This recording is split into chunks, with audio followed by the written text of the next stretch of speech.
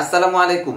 HSC পরীক্ষার্থী 2025 গেল ইংরেজি প্রথম পত্র পরীক্ষায় সারা দেশে 24,865 জন শিক্ষার্থী পরীক্ষা দিতে পারে নাই এবং ওই দিন বহিষ্কার হয়েছে 62 জন পরীক্ষার্থী। তোমাদেরকে বলবো, যারা সারা দেশ থেকে পরীক্ষায় অংশগ্রহণ করতে পারে নাই, যে 25,000 শিক্ষার্থী, তাদের কোনো সমস্যা নেই। তারা হয়তো যে কোনো কারণবশত পরীক্ষা দিতে পারে নাই বা তারা পরীক্ষা দিবে না। কিন্তু তোমরা যারা পরীক্ষা দিতে এসে বহিষ্কার হয়েছে 62 জন, তাদের কি অবস্থা হবে?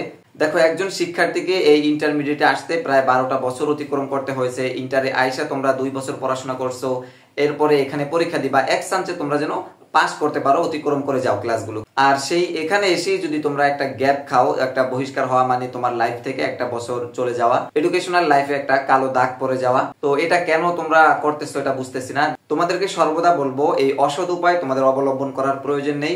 প্রয়োজনে তুমি একটু কম মার্কে পাস করো। মনে করো তুমি এই নকল করে কি করতা, 50, 60, 70 মার্ক উঠাইতা, কারণ পাস মার্ক করার যোগ্যতা তোমাদের সবার ভিতরেই আছে। আর যার ভিতরে লেখার কোনো যোগ্যতা নাই, সে পরীক্ষাও দিবে না আর সেখানে নকলও নিবে না। তো কারা নেয়? যারা একটু পারে বা আর একটু ভালো করার জন্য। এরপরে যদি তারাই ধরা খায়, তাহলে দেখো মানে পুরা লাইফটা একটা এলোমেলো হয়ে যায়। আমি তোমাদেরকে বলবো যে কম লিখো, কম পারো, কম করে পাস করো, কিন্তু অধিক নাম্বার পেতে গিয়ে যদি এই অসৎ পন্থা অবলম্বন করো, এরপরে যদি ধরা খাও, তাহলে কিন্তু সবকিছুই শেষ। এজন্য সবসময় নিজের প্রতি আত্মবিশ্বাস রাখা পরীক্ষার হলে যাইবা।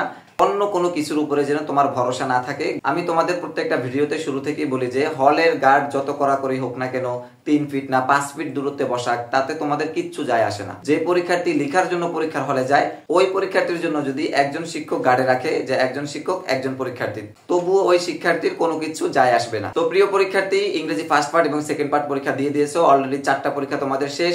সামনের পরীক্ষাগুলো ভালোভাবে দাও, সৎ পন্থা অবলম্বন করো। তোমাদের জন্য অনেক অনেক শুভকামনা রেখে আজকের মতো এখানেই বিদায় নিচ্ছি। আর ভিডিও শেষে বরাবরের মতো একটি কথা বলবো, শিক্ষা সংক্রান্ত সকল তথ্য সঠিক সময় সবার আগে পেতে টার্গেট ইউনিভার্সিটি 25 চ্যানেলটি যদি তুমি এখনো সাবস্ক্রাইব করে না থাকো, এখনই সাবস্ক্রাইব করে পাশে থাকা বেল আইকনটি অন করে রাখো। দেখা হবে পরবর্তী ভিডিওতে। সে পর্যন্ত ভালো থাকো, সুস্থ থাকো। আল্লাহ হাফেজ।